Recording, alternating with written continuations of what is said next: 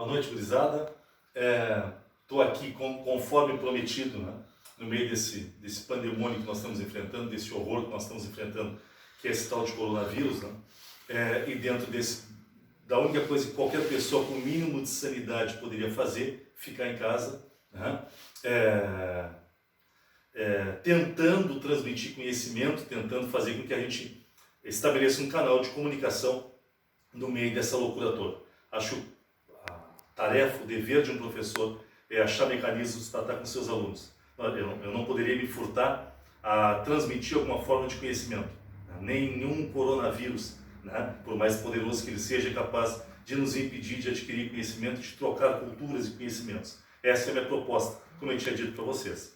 Vou fazer 3 momentos iniciais, se vocês gostarem eu faço mais. Esse momento é voltado mais para alunos do 2º ano do ensino médio, tá?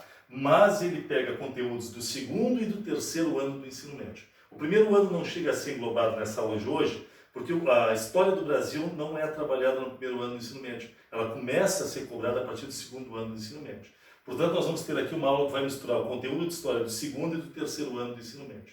Tá? Pessoal do 1º ano, eu vou gravar amanhã uma aula sobre África, sobre o continente africano, África, pátria-mãe, e para o pessoal do 3º ano, uma aula sobre a cultura brasileira durante a ditadura militar, principalmente a música brasileira durante a ditadura militar. São 3 propostas, então, esta é voltada mais para alunos de 2º e 3º ano do ensino médio. Vou trabalhar nessa aula de hoje a ocupação do território brasileiro, a ocupação do espaço territorial brasileiro, através de opções econômicas. Vai ser uma aula que vai trabalhar com economia e ocupação de espaços. Tá? Antes de começar, meu agradecimento à minha esposa, que está quase perdendo os braços segurando o celular para que eu consiga fazer isso. Você sabe que a coisa é meio ababalada, não pense que tem recurso ou câmera aqui em casa. Minha esposa está segurando o celular ali, tomando um copo de Coca-Cola, né? E se entretendo muito, né? Assistindo a aula aqui. Mas são os ossos do ofício, né? Vamos começar falando da ocupação do litoral brasileiro. Quando vamos falar de ocupação do litoral, nós temos que lembrar qual é o objetivo do Brasil para Portugal. Nós somos uma colônia de exploração. E enquanto colônia de exploração, nosso objetivo é gerar lucro fácil para Portugal. Se o nosso objetivo é gerar lucro fácil, nós temos que ser ocupados a partir do litoral. Por que do litoral? Porque é mais fácil mandar as riquezas do Brasil para a Europa, com essas riquezas vindo do litoral brasileiro. É por isso que o Brasil ele vai ter uma ocupação, até os historiadores mencionam muito, como uma ocupação do tipo caranguejo. Ou seja, Portugal vai estruturar o Brasil a partir do litoral. Depois nós vamos ter uma ocupação do interior a partir dos chamados produtos secundários ou complementares da nossa economia. Mas os grandes produtos econômicos do Brasil são produtos litorâneos dentro desta ideia de agroexportação que o Brasil tem. Bom, dentro dessa ideia de agroexportação brasileira, Portugal vai tentar achar no Brasil o grande produto que gerava lucro no século XVI. Final do século XV, início do século XVI, o que se buscava acima de tudo? Ouro e prata, metais preciosos. Não é à toa que o pensamento mercantilista, que era o pensamento da época, tinha como uma das suas características o chamado metalismo. Quanto mais ouro e prata tiver um país, mais rico ele é. Só que nós temos um problema. Portugal vem caçar ouro e prata aqui e não acha esse ouro e essa prata. E não vai achar durante muito tempo. Portugal só vai começar a achar ouro no Brasil a partir de 1693. Isso é final do século XVII, quase início do século XVIII, quando Portugal finalmente acha ouro. Como não tem ouro no Brasil, Portugal vai tentar alguns outros cultivos para conseguir diminuir, para conseguir achar algum lucro nessa terra aqui. Bom, um dos lucros que Portugal vai buscar nos primeiros 30 anos vai ser o pau-brasil. Madeira que é usada para tingimento de roupas, basicamente, vocês sabem disso, e uma madeira que Portugal já conhecia. O pau-brasil era uma das especiarias que Portugal buscava nas Índias, no comércio com as Índias. Descobre-se que tem pau-brasil aqui, em grande quantidade, na zona da Mata Atlântica, e por isso Portugal passa a extrair da Mata Atlântica a madeira do pau-brasil. Mão de obra indígena livre. Tomem cuidado, o índio não é escravizado no ciclo do pau-brasil, na teoria. O índio vai fazer uma relação de troca, onde o índio extrai a madeira e troca com Portugal por produtos que os portugueses trazem de menor valor. Machado, pólvora, tecidos de pouco valor, uma relação que a gente chama de escambo, né? Nada de novidade nisso. Ainda, Portugal não vai se fixar no Brasil nos primeiros 30 anos. Portugal estabelecia comércio com os índios extraíam a madeira e armazenavam essa madeira nas chamadas feitorias. que eram entrepostos comerciais para estocagem de madeira, até que lá pelas cansadas vinha um navio português pegar essa madeira, levar para a Europa e deixar produtos para os índios. Primeiros 30 anos o Brasil é ocupado, principalmente na sua zona da Mata Atlântica, pela extração de pau-brasil. Mas isso não gera colonização. Só que, já que Portugal vem aqui, estabelece pontos comerciais e vai embora. O início da colonização do Brasil, da ocupação do território brasileiro, da ocupação do litoral brasileiro, a partir de 1530, com o ciclo do açúcar. 1530, o navegador Martim Afonso de Souza recebe a tarefa do rei de Portugal de vir para as terras portuguesas na América, terras portuguesas até 1750, são essas. O Brasil que nós conhecemos hoje, com suas dimensões continentais, com a Amazônia, com o Centro-Oeste, com o nosso Rio Grande do Sul, isso aí só depois, lá em 1750, com o Tratado de Madrid, confirmado depois ainda pelo Tratado de Badajoz. Tá? Quando pensamos em Brasil até 1750, este é o Brasil. Tá?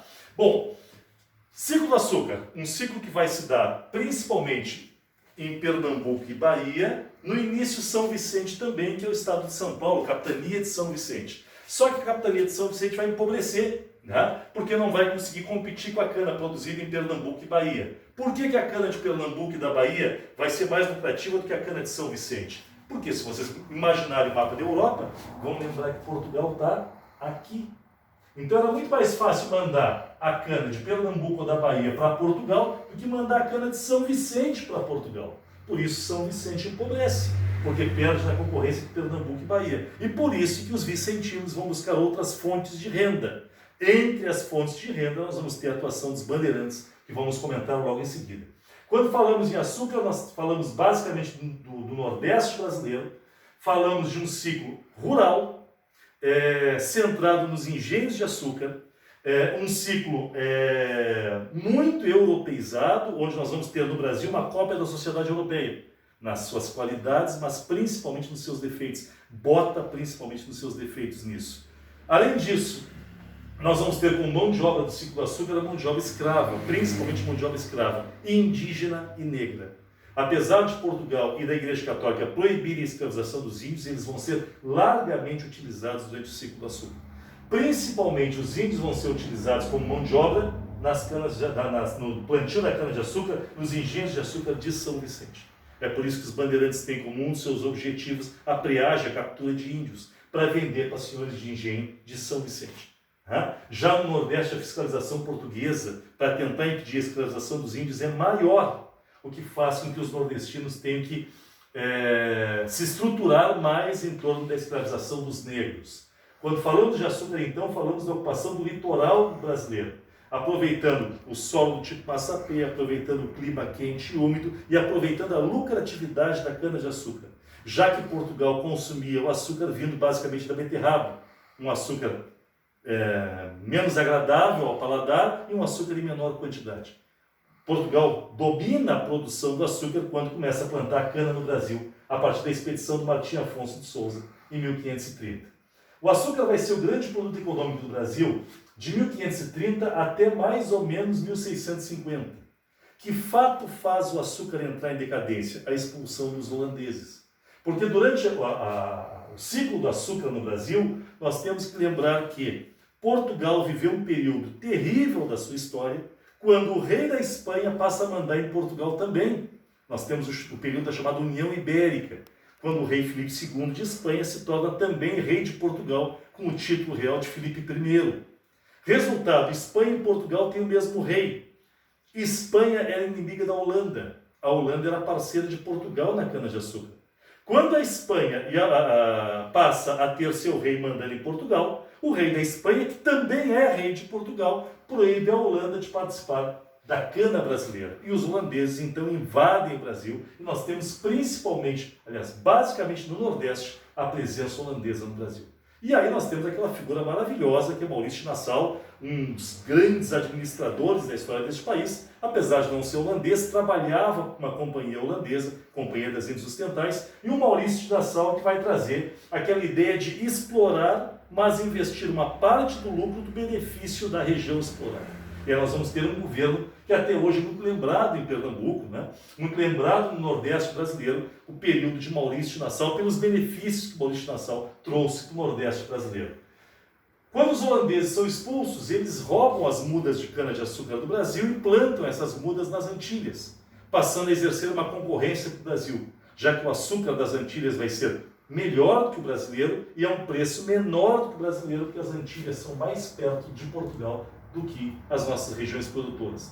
O açúcar entra em crise, mas vai sustentar nossa economia durante muito tempo. Mesmo durante o ciclo da mineração, o açúcar era um dos principais produtos, se não o principal produto econômico do país.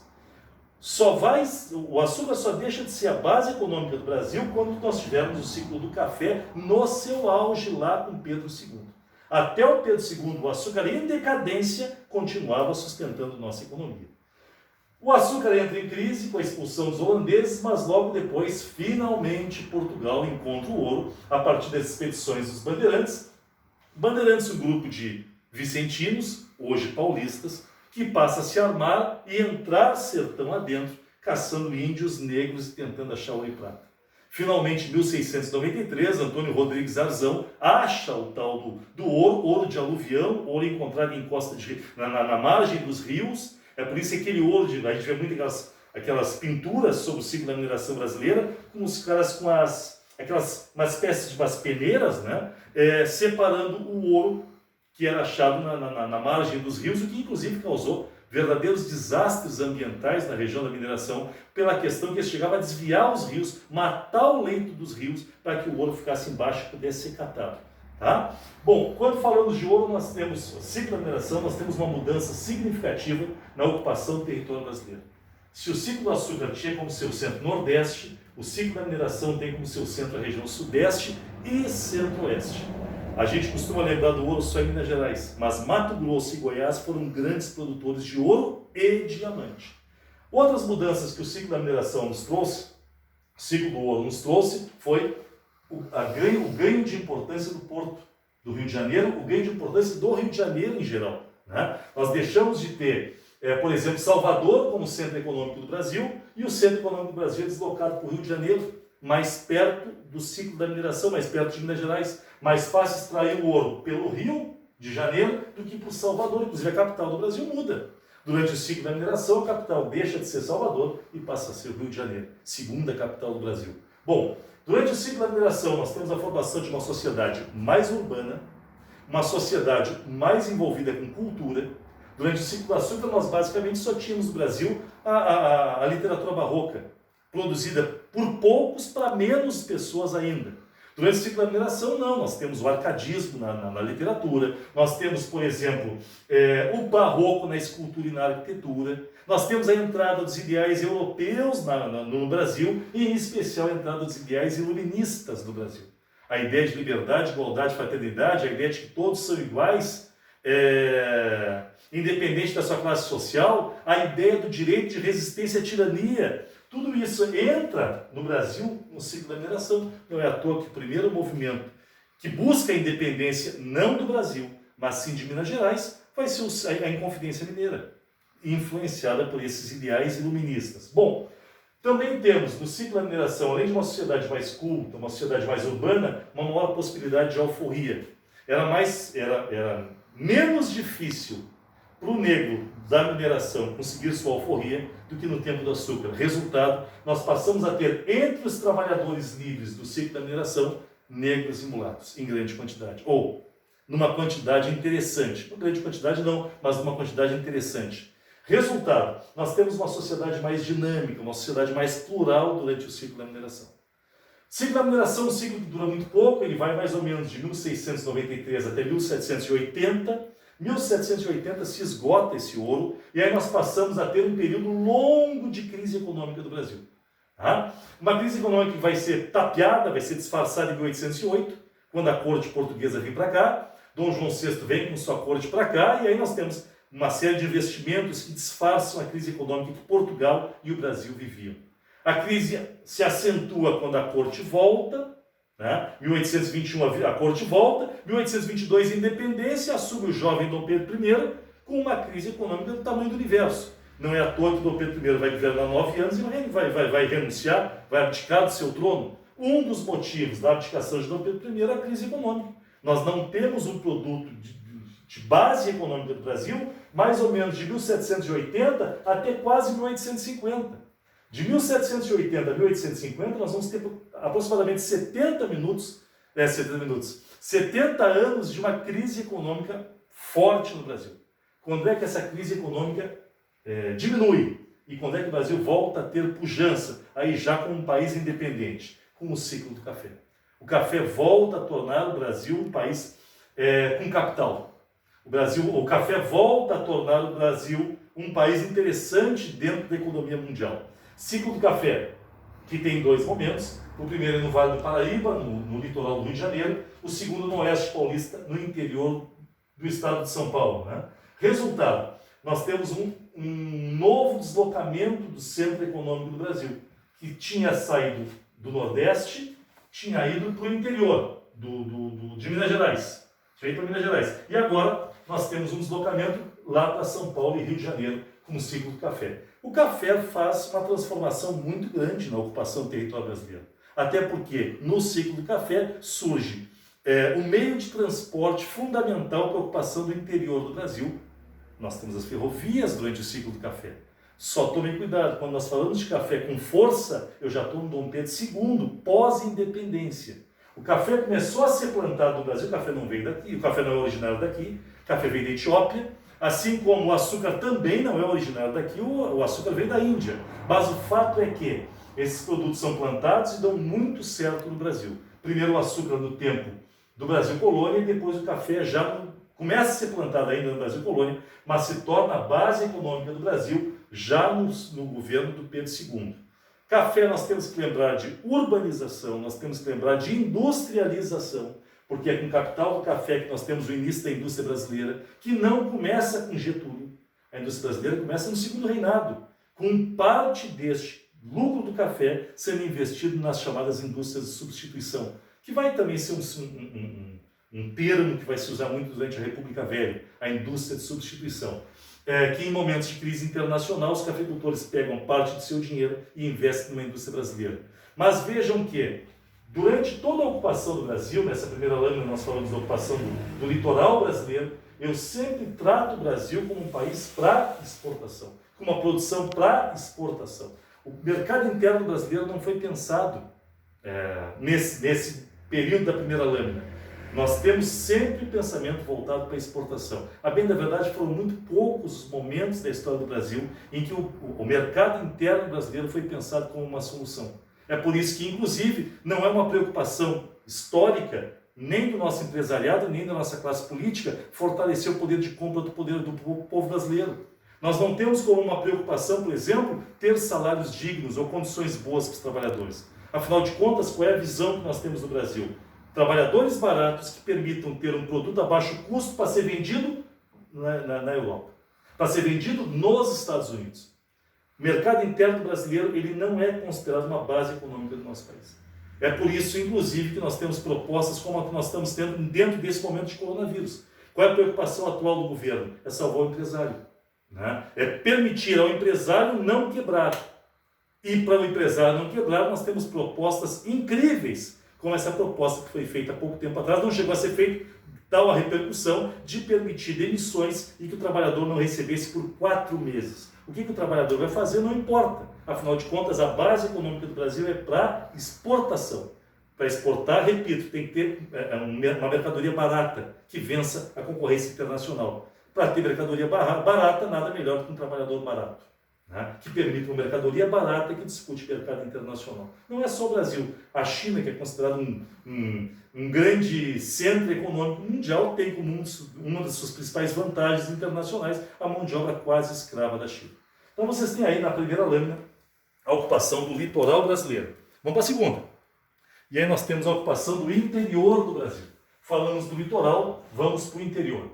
Se vamos falar de ocupação do interior do Brasil, a pecuária ganha força. Né? Nós temos que lembrar da criação de gado. E nós, gaúchos, sempre que pensamos no gado, dentro da nossa ligação com a pecuária, nossa ligação com a carne, né? Nossa ligação com a res, com o gado, Dentro dessa nossa ligação com a carne, com a res, com a pecuária, nós pensamos sempre que a pecuária nasce no Rio Grande do Sul, mas na verdade a pecuária nasce no Nordeste. O primeiro local de instalação de uma base econômica voltada para a pecuária é o interior nordestino, né? Em especial o Vale do Rio São Francisco. É para lá que Portugal vai estabelecer as primeiras cabeças de gado.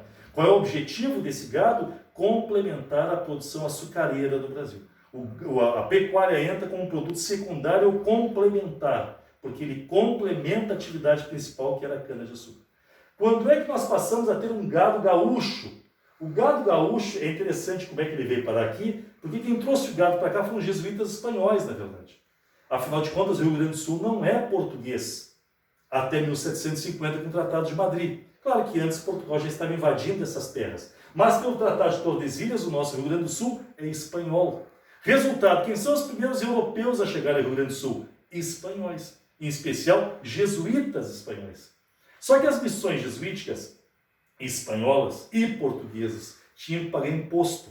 Jesuítas pagavam impostos. Resultado, as missões tinham que ter atividades econômicas. Aqui no Sul, as missões tinham duas principais atividades econômicas: plantação de erva mate e criação de gado.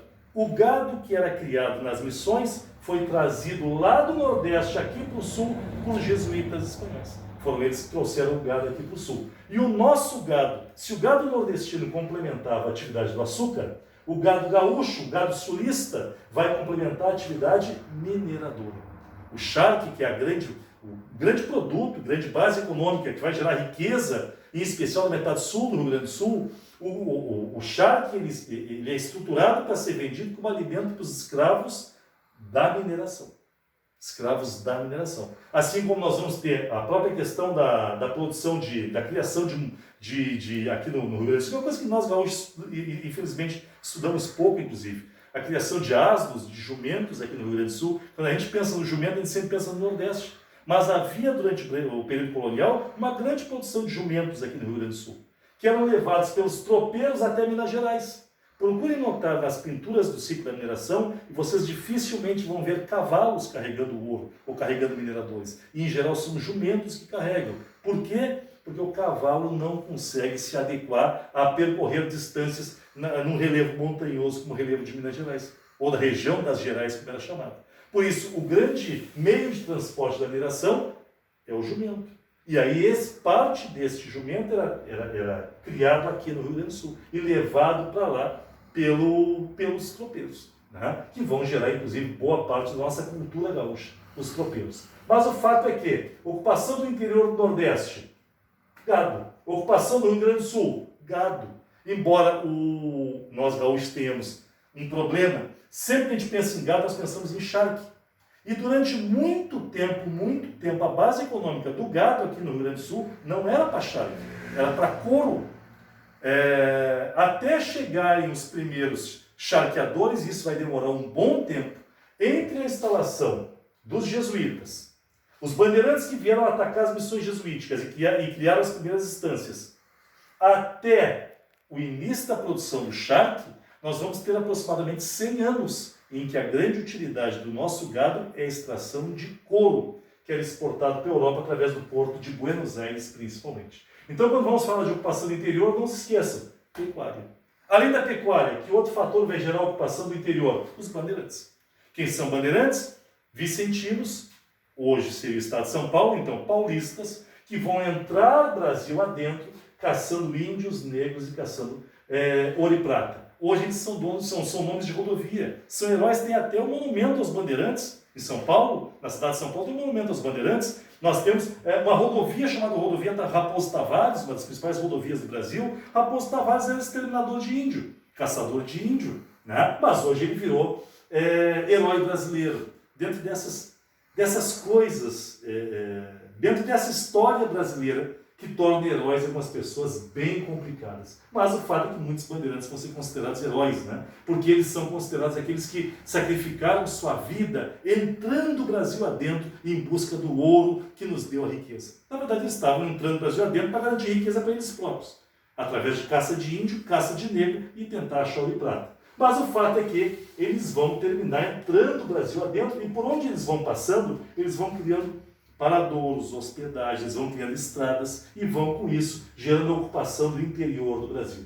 Já num outro momento, por isso que eu coloquei como último elemento dessa lâmina o Cândido Rondon, como último momento dessa ocupação do interior, nós não podemos esquecer os projetos brasileiros de integração dos índios. Nós temos, por exemplo, o Cândido Rondon, dentro daquela ideia do Cândido Rondon de trazer os índios para fazerem parte da civilização brasileira, tirar os índios do isolamento.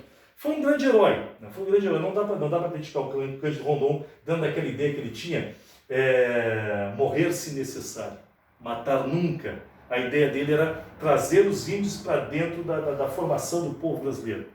Depois o Getúlio vai fazer isso também, estimulando inclusive a formação de parques indígenas. O Jânio Quadros vai fazer isso, inclusive com a consolidação do Parque do Xingu, e os militares, depois da ditadura, vão fazer isso também dentro dessa ideia de trazer os índios para fazerem parte da civilização brasileira e, com isso, tirar eles do isolamento e, com isso, avançar o Brasil em direção a todo o seu território, ocupando todo o nosso território. Tá? Essa é uma segunda lâmina, então, sobre a ocupação do interior do Brasil. Vamos para a terceira. Terceira lâmina. Quando nós vamos falar de ocupação do norte, lá da região da Amazônia. Bom, a ocupação do norte é uma ocupação cheia de problemas, até porque, para ocupar o norte, nós tivemos um grande grupo de brasileiros que vão ser historicamente sacrificados. Os nordestinos. Os nordestinos que vão ser atraídos por promessas de mundos maravilhosos, de estruturas maravilhosas, e vão ser exterminados por doenças tropicais. Os nordestinos que também, em outros momentos, vão ser levados para entrar centro-oeste adentro e vão construir Brasília, e depois de construída vão ser expulsos para cidades satélites, porque dizia a imprensa da época que não se podia começar uma cidade tão bonita com um povo tão feio. E os nordestinos vão ser considerados indignos de viver na própria capital que eles construíram. São os problemas do Brasil. Mais do que isso, apesar do Nordeste formar este país, os nordestinos até hoje são vítimas de uma série de ataques de grupos, né, que se consideram mais brasileiros por esse ou por aquele motivo. Mas o fato é que o norte brasileiro vai ser ocupado em vários momentos, por várias causas diferentes.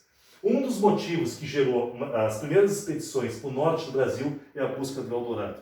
Lendas que diziam que havia tribos que ficavam entranhadas no meio da Amazônia e que tinham verdadeiras cidades de ouro, verdadeiras cidades indígenas, onde as estradas eram feitas de ouro, os prédios eram feitos de ouro, os índios usavam ouro em todo o território. Lendas que se espalharam pela Europa e que fizeram com que muitos expedicionários de várias nações do mundo viessem para cá para tentar achar o tal do Eldorado. Dizem, inclusive, que aquele filme que fez muito sucesso na minha juventude, o Indiana Jones, foi inspirado num desses aventureiros que teria vindo para a floresta amazônica tentar achar a cidade de ouro, o Eldorado, teria inclusive desaparecido.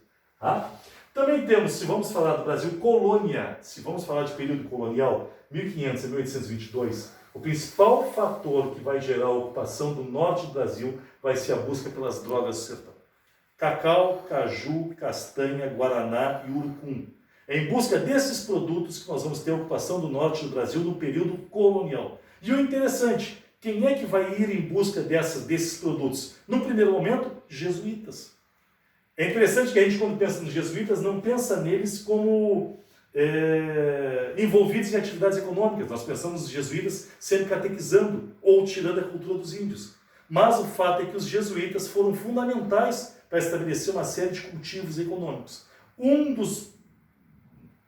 desses objetos econômicos, das bases econômicas que os jesuítas estabeleceram no Brasil foi a busca pelas drogas do sertão. Depois, quando nós passarmos lá para o final do Império, para o início da República, aí nós temos um outro grande surto de ocupação da região norte, a borracha. Principalmente durante a República Velha. Afinal de contas, a borracha das seringueiras do norte vão abastecer, em especial, os automóveis, porque no início do século XX, Henry Ford, com o seu Fordismo, começa a produzir automóveis em série. Com a produção em série de automóveis, nós passamos a ter a busca da produção de pneus em série. E aí nós temos um problema. Os pneus do início não eram vulcanizados, não vinham do petróleo. Então, de onde é que vinham os pneus dos primeiros automóveis? Da borracha das seringueiras.